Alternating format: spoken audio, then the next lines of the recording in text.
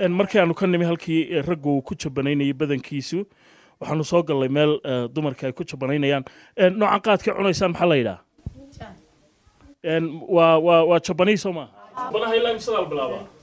جبران ها أفرت ساعات وستيد صبحنا إلا يمسل الله وضع لا لبيه طبنك إلا لبيه طبنك دورنا لبيه طبنك قلبنا وإلا أفرت قلبنا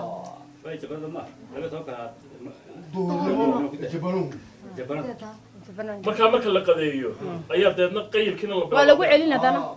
ilaa imsada deedna ilaa labada saacadood ee habeenimada lagu gaarsiin ama saddexda habeenimo ilaa saddexda habeenimo ilaa 9 fiidnimo marka haweenku qarxiska iyagu ma galaan miya biyo raaciska waan qayilaa kaayaa waan cabnaa galabtii ما بومبا كعبيسها مساحة شركي حنشركي هاي